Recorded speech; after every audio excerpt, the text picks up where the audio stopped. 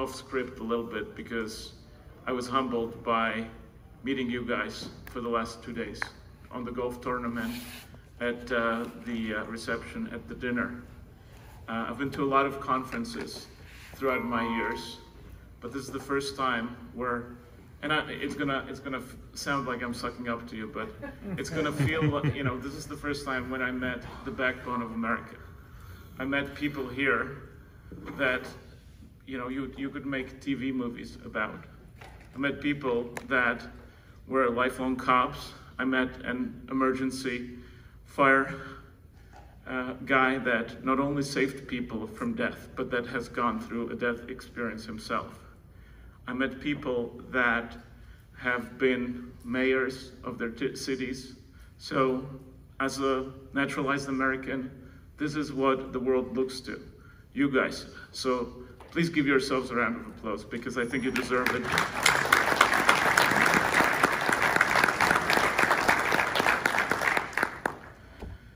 So without further ado, let me introduce my co-founder. I have a lapel pin, he does too. I'm Czech originally, and he's Texan.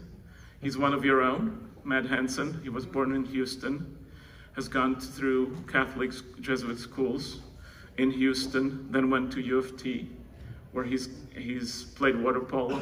It got him to Australia.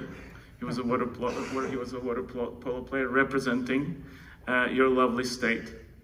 Matt has then gone off into the big world of New York, became briefly an investment banker, then switched to create value at Madison Dearborn, where he started his private equity career.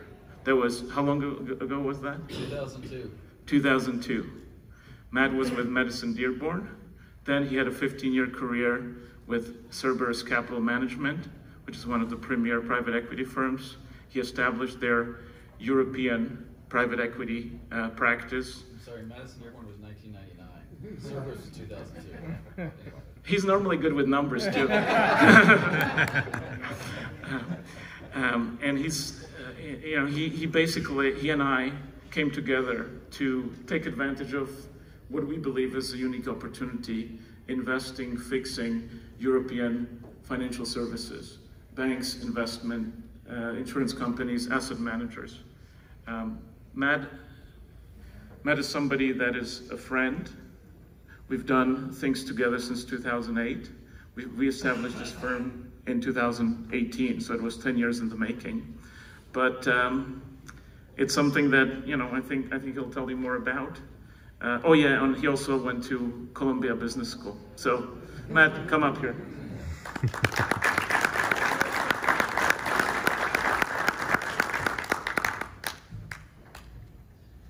Don't you love it how these Harvard Business School guys think about, you know, every other business school like it's the gum on the bottom of their shoe? Like, oh yeah. Welcome to the conference. Isn't it just great to be together again? I never thought I'd say this, but I'm happy to be at a business conference, sitting in a windowless room, wearing a suit, giving a speech on fiduciary responsibility of vocation. So let's, I just want to say thank you to the TEXPERS people for having the courage to host this event and get us all back together again. It really is wonderful to be here in person. And you can't mute me, which is, I guess, the downside.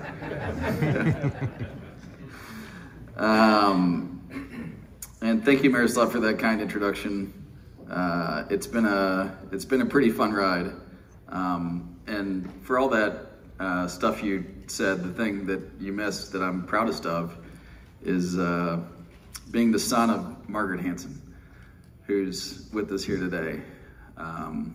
You want to stand up?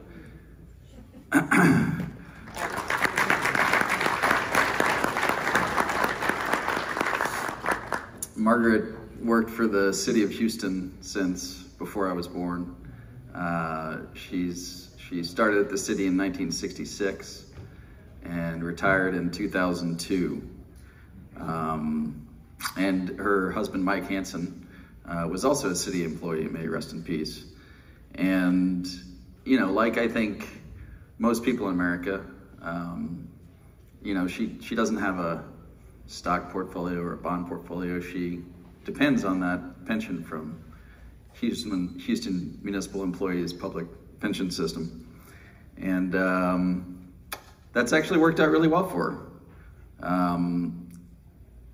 Her retirement has been relatively financially anxiety-free.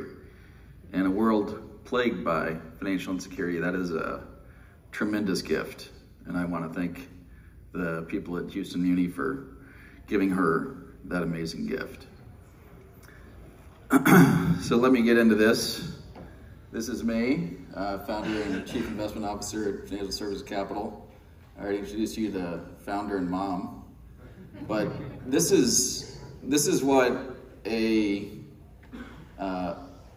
retirement free of financial stress and anxiety looks like. Tomorrow she's getting on a plane with 2 friends to go to Mount Rushmore, which is of course funded by her HMEPS pension. Earlier she was at the Riverwalk in San Antonio. And she's 81 years old and really enjoying this part of her life. And that wouldn't be possible without the efforts of the people here today. And, you know, I think it's good to keep in mind who it is that we are exercising our fiduciary responsibility for and why we're all here today. Oops. So what is fiduciary responsibility? The legal definition is that fiduciary responsibility refers to the obligation that one party has in relationship with another one to act entirely in the other party's behalf and self-interest. So for everyone that came to this conference today, for all of us, you know, fiduciary responsibility is our North Star. This is the principle that should guide all of our actions. And it's not, you know, some distant legal esoteric thing. You know, it's about Margaret Hansen being able to take a trip with some friends to Mount Rushmore. Now, how does one exercise their fiduciary responsibility? I was a student of finance at the University of Texas, and I got my MBA in value investing from Columbia, which is where Warren Buffett went to school, and he studied from Graham and Dodd, and he seems to know what he's doing. And he has 2 rules. Rule number 1 is to never lose money, and rule number 2 is to never forget rule number 1. And we believe that deep value is the prudent, conservative, predictable way to invest money, so that people like my mom have more money when they retire, you know, than they did when they started contributing to their pension and retirement funds. And not losing money sounds really simple, but in today's day and age, it's a little harder than it sounds. The current price to earnings ratio of the S&P 500 is an astronomical 44 times. And just to put that in relative context, if you looked at the 100-year average of the S&P 500, it'd be 17 times. The S&P Global Ratings measure of distress in the financial markets, which tracks issuers with bond spreads above 10%, has fallen to the lowest level since October of 2007. I think we remember what October 2007 felt like. So this would be the average portfolio that in years past would traditionally have been recommended. And with those kind of statistics, it's kind of hard to think, you know, that if you just stick with 44 times and tightest spreads since October 2007, that's easy. So we have a different philosophy, which is a private equity style of investing, which is to as you know, if you read Graham and Dodd or Warren Buffett, it's important that you buy at a discount to intrinsic value. Value is what you get, price is what you pay. And you always want to make sure that the value is greater than the price. And in so doing, you got to make sure that the delta between the value and the price gives you a secure margin of safety, which is a phrase popularized by another one of my lodestars, Seth Klarman at Baupost, who's also a Graham and Dodd disciple. And the goal is to prevent putting capital at risk. And again, just to bring this back down to practical reality and earth, this is the virtuous circle that happens when you allocate capital correctly. You have your beneficiaries. Here in this picture, that's a picture of our operating partner, Pedro Escudero, handing Maria Ortega a 700,000 euro check, and she's crying. It's for an acquisition we just completed today. It was announced this morning. So this is from a couple hours ago in Oviedo, Spain.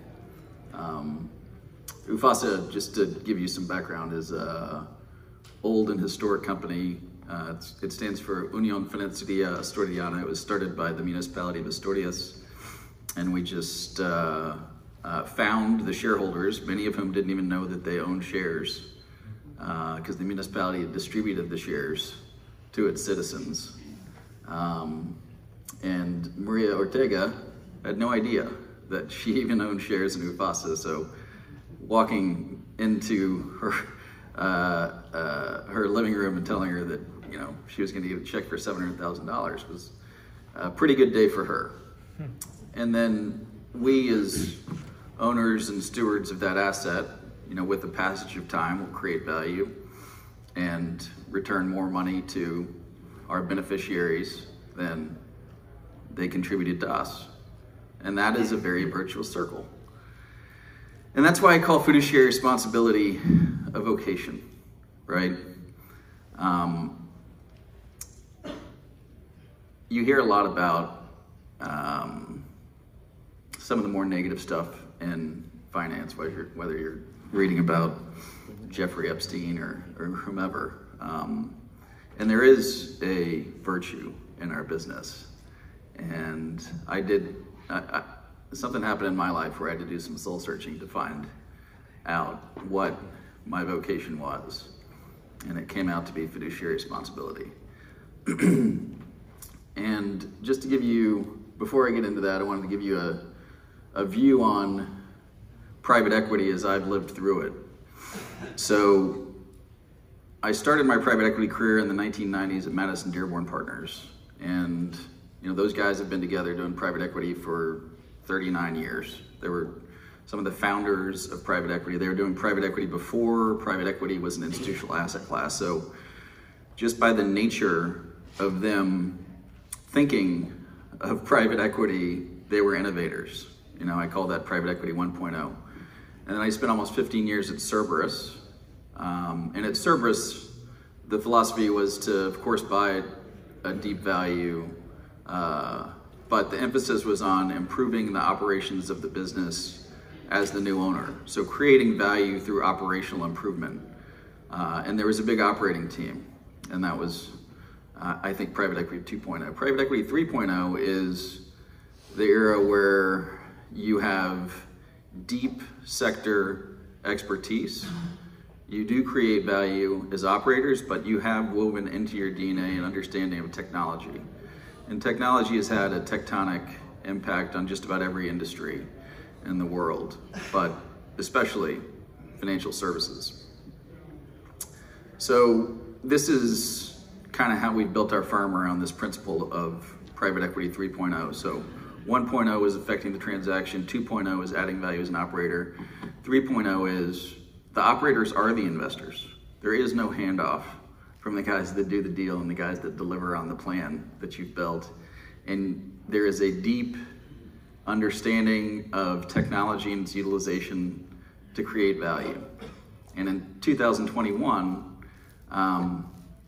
if you're going to start a private equity business, it has to be centered around those 3 pillars, which is exactly what Miroslav and I have done. And this is a very simplified approach to value investing. You buy well with a margin of safety, but then you get additional margin of safety because you can operate the asset and you understand the asset at the level of an operator, not as an investor or board member, you know, which is a little distant and a little less controllable as far as an outcome is concerned. But as the actual operator of the business, that's an additional margin of safety that control affords you. And then with the ability to affect change and implement technology, that is an additional margin of safety. You're less likely to, you know, get hit by some new technology or entrant sideways. So all of these are layers of protection in what is a very conservative and prudent investment style that we practice. So in addition to buying well, how do you increase your margin of safety as an owner? You increase your margin of safety as an owner through hands-on management and responsible corporate governance. And financial services can seem really complicated, but it's not. You know, we focus on 3 things: growing revenue, controlling costs, and making the assets that we own more productive. And at the foundation of all of that is the understanding of technology and how to use it that Miroslav brings to the table, which isn't so complicated at the end of the day. And we have a specific approach to technology where we've divided it up into 6 sectors, and I'm sure that Miroslav's happy to tell you guys all about it. He has a presentation on how to utilize technology in private equity that I find entertaining. I think you would too. But I wanted to get back to something I touched on earlier, and is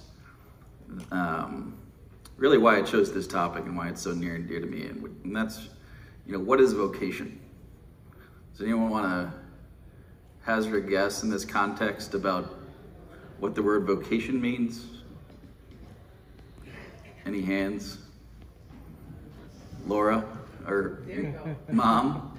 A vocation is a calling. A vocation is a calling.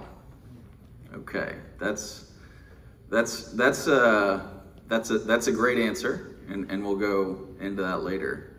I had my first daughter 6 years ago, and she was born at 25 weeks, 15 weeks early, and you know, she was treated by the UK version of a lot of your employees, the EMS and nurses, and other public employees in the UK national healthcare system. And it's a story that has a happy ending, but for 6 months, it was pretty terrifying.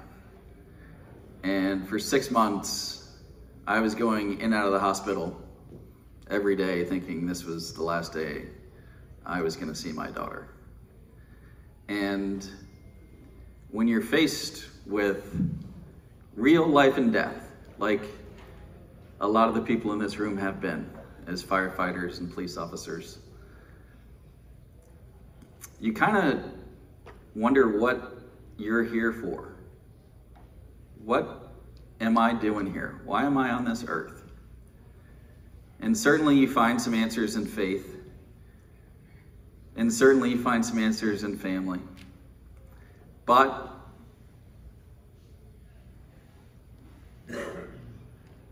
what your heart is looking for is a calling.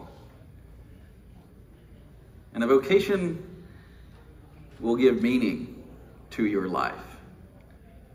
It will give meaning to your business conferences. It will give meaning to what you do with most of your waking days. That's what a vocation is.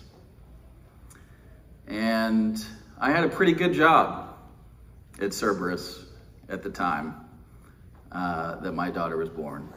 I was a head of European private equity. I could have mailed it in. No reason to mess that up. That was pretty comfortable. But I left. And I started down a road that eventually led me back to my old friend Miroslav, and we started Financial Services Capital. And at its heart, it's dedicated to fiduciary responsibility. Miroslav and I are deeply spiritual people. We're both very religious. That's one of the things that binds us. And we believe that what we have is a vocation. And it is a happy ending. So that's me and my wife about 3 weeks in. That's when Mare almost left the hospital. And that last picture there, you can see Mare is happy and healthy. So looking for meaning in life and a vocation in your career. Something deeper outside of yourself. So vocation is one's response to a call from beyond oneself. And you don't have to necessarily be religious to understand that sometimes you can get a call outside of yourself. To use one's strengths and gifts to make the world a better place through service, creativity, and leadership.